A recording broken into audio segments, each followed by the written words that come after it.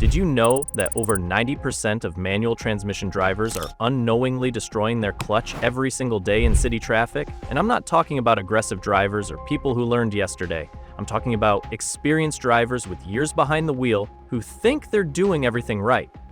That means they aren't getting the smooth driving experience they want, which is frustrating, but more importantly, they're creating excessive heat and wear in their clutch system, which leads to premature failure and repair bills that can easily hit $1,500 or more. In this video, I'll teach you the 5 most common mistakes people make when driving manual transmissions in city traffic. I'm going to show you how to assess if you're using proper clutch technique using a heat management approach.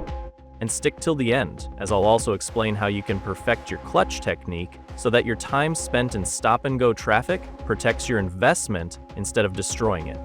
But first, let me show you how improper clutch technique will ruin your transmission. The clutch system connects and disconnects your engine from your transmission. It's supposed to be the connection point that transfers power efficiently from your engine to your wheels. You have 3 systems that work together when you drive in the city. Your engine should handle about 80% of the work, your transmission about 15%, and your clutch only about 5%. Just those brief moments when you're changing gears or starting from a stop. So here's the problem. Many drivers flip these numbers completely around, forcing their clutch to do most of the work instead of the engine and transmission. So, one of the 5 most common mistakes that people make when driving manual transmissions in city traffic. Let's discuss each of them in detail. The 5th common mistake I see is ignoring heat generation and warning signs. Most drivers have no idea that thermal management is the difference between a clutch lasting 40,000 miles versus 200,000 miles. When you hold your clutch at the bite point, you're creating a mechanical process that generates extreme heat between the clutch disc and flywheel surfaces. This heat buildup occurs because clutch components are designed for brief engagement cycles, not for prolonged periods of partial contact. The continuous slipping action creates friction that generates excessive heat, which damages the clutch materials and can actually warp the metal components. One of the most damaging patterns is keeping the clutch at the bite point for extended periods during any driving maneuver. In parking lots, continuously holding the clutch partially engaged while driving around is excessive and causes premature clutch wear. Several warning signs indicate improper clutch technique. A burning smell from the clutch area indicates excessive slipping and potential damage that should be addressed immediately. Jerky movements during clutch engagement suggest poor clutch control. Frequent clutch replacements under 50,000 miles typically indicate improper handling habits rather than normal wear. The most immediate and obvious sign is the persistent burnt smell that occurs after driving in heavy traffic. What makes this mistake so dangerous is that most drivers think that burning smell is normal. They ignore it. They think it's just part of city driving. It's not. Your clutch should never smell like it's burning, even in heavy traffic. The 4th mistake is improper gear selection and shifting techniques. City drivers frequently engage in gear hunting behavior, constantly shifting up and down unnecessarily, particularly in stop-and-go traffic conditions. This creates unnecessary wear by constantly changing gears in response to minor speed variation. This habit shows up when drivers repeatedly shift between 2nd and 3rd gear in slow traffic, or when they downshift unnecessarily to slow down instead of using their brakes. Some drivers engage in excessive downshifting to save brake wear, but this practice can cause premature clutch wear and stress your drivetrain. A common mistake city drivers make is downshifting without matching engine speed, also known as rev matching. When you shift into a lower gear without giving the engine a small throttle blip to raise the RPMs, there's a mismatch between engine speed and the speed of the wheels. That mismatch doesn't just fix itself. Your clutch has to absorb the difference, and every time it does, it slips and wears down faster. This is especially common in city driving, where you often downshift when approaching red lights or slowing traffic. Doing it the wrong way, over and over, puts extra strain on your clutch, leading to early wear or even failure. Here's what makes city driving particularly challenging. First gear is designed for acceleration, not for maintaining very low speeds. When you try to move slowly in first gear without proper clutch and gas coordination, you get jerky movement. This jerkiness isn't caused by the gear itself. It's caused by improper technique and your vehicle's sensitivity to clutch and throttle inputs. Different vehicles exhibit varying characteristics in stop-and-go traffic. Some cars, such as the Subaru WRX, STI, and Mitsubishi Evo, are known to be particularly jerky in first gear at low speeds. Each vehicle has different minimum speeds at which first gear can be used smoothly. The third mistake is poor traffic flow management and creeping habits. Many drivers maintain constant forward motion in traffic by continuously feathering the clutch rather than stopping and starting appropriately. This behavior causes excessive clutch wear because you're constantly holding the clutch in that damaging partial engagement zone. Instead of this constant creeping, you should maintain a safe distance that allows you to stop and start smoothly. Move in short bursts where you fully engage the clutch to move forward, then fully disengage to stop. This minimizes the time spent in partial engagement, which is what destroys your clutch. In very slow traffic, like when you're crawling at around 10 kilometers per hour or less, fully letting go of the clutch can make the car jerk forward too quickly. This sudden movement can bring you too close to the car in front and increase the risk of a bump. That's why in real-world stop-and-go traffic, the common advice of never using the clutch halfway becomes hard to follow. In stop-and-go traffic, drivers usually use one of two methods. The first method is to shift fully into first gear and take your foot completely off the clutch while moving. When you come to a stop, you push the clutch back in. This method is good for reducing clutch wear because the clutch is either fully on or fully off, there's no slipping. But the downside is that at very low speeds, this method can make the car lurch forward and feel jerky. The second method is to ride the clutch by holding it partway while gently using the gas to move at low speeds. This makes the ride much smoother because it lets power reach the wheels gradually. But the downside is that it causes more wear on the clutch if done too often. The good news is that riding the clutch doesn't harm the transmission itself. And since clutches are cheaper and easier to replace than transmissions, it's often the better part to wear out when smoother driving is needed in heavy traffic. The second mistake is using the wrong clutch and RPM techniques. And this includes dumping the clutch or revving too high before letting the clutch out. Dumping the clutch means releasing the pedal too quickly instead of letting it out smoothly. New drivers often do this when trying to launch fast at traffic lights, but instead of speeding things up, it actually causes the clutch to slip more because the parts don't have time to engage properly. Over time, this wears out the clutch faster and makes your driving rough. On the opposite end, many drivers rev their engine to unnecessarily high RPMs before releasing the clutch, particularly when they feel pressured by traffic. This forces the clutch to absorb the difference between high engine speed and the stationary vehicle, causing excessive slipping and heat generation.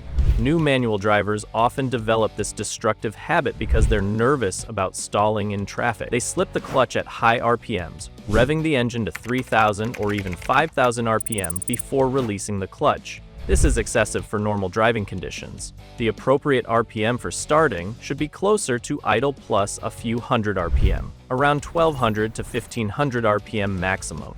High revs combined with clutch slip damage the clutch exponentially. The proper technique involves keeping engine RPMs low to reduce heat buildup on clutch plates and unnecessary wear through constant gear changes. The first and most expensive mistake I see drivers make every single day is treating their clutch pedal like a gas pedal, something they can press partially to control their speed. This is completely wrong, and it's costing people thousands of dollars in premature repairs. Your clutch pedal should work like a light switch. It should be either fully pressed or fully released, with almost no time spent in between. But most drivers have developed habits that are destroying their transmission without even realizing it. The major problem is constantly slipping and riding your clutch. Here's what this looks like. You're in slow traffic, so you hold the clutch at that middle position where it barely grabs. You think you're being smooth and controlled, but what you're actually doing is forcing the clutch disc to slip against the flywheel continuously. This creates friction. Friction creates heat. Heat destroys your clutch. One particularly striking case involves a 6-month-old Volkswagen T6 van with approximately 9,000 miles that suffered complete clutch system failure, destroying the clutch, flywheel, and bearings. The failure was so severe that it included deep grooves on the flywheel, complete disintegration of the clutch pad, overheated bearings, and complete inability to select gears.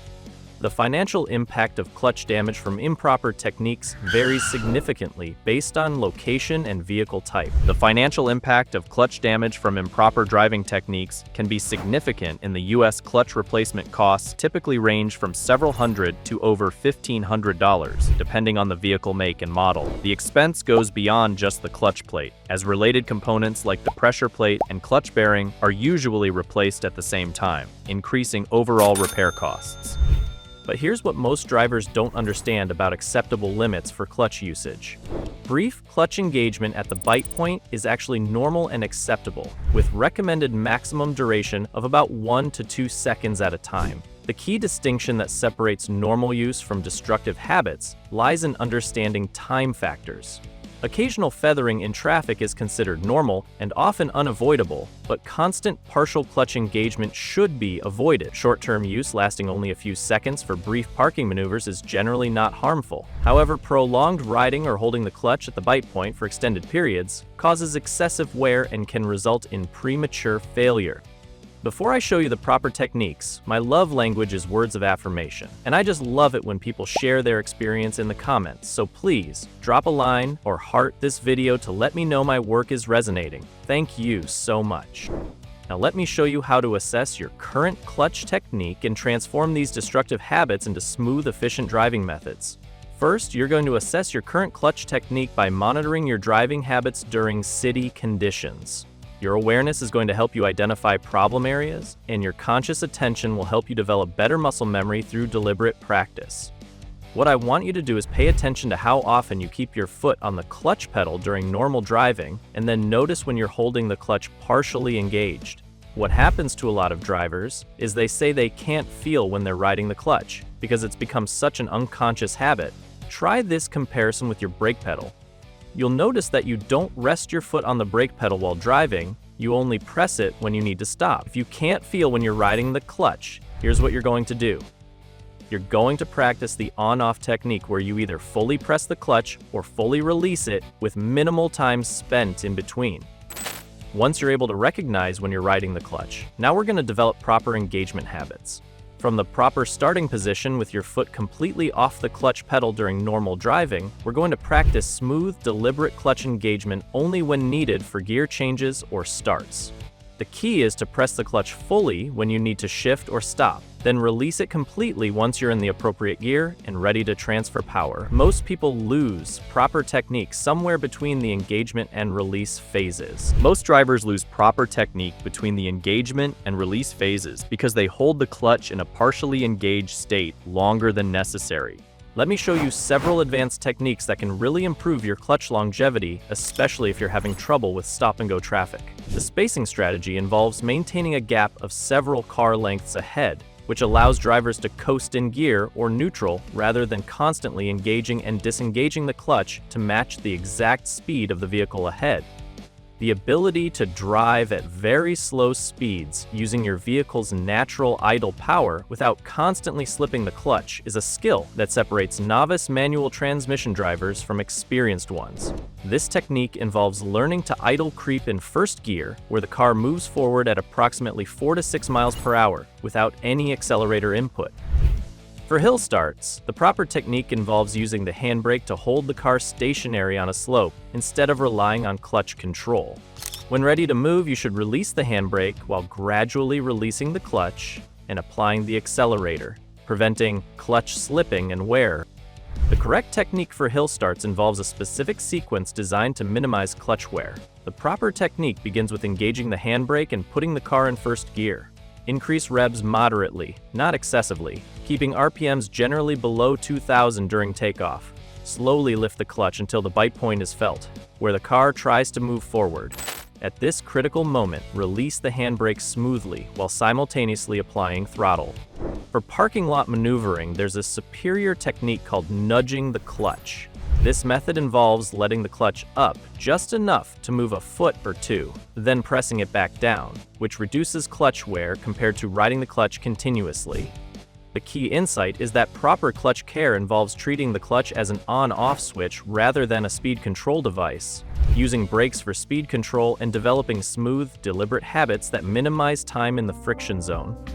With proper technique and awareness, city drivers can significantly extend clutch life and avoid the costly consequences of these common urban driving habits. These techniques, when applied with consistency, turn daily driving into a smooth and controlled experience.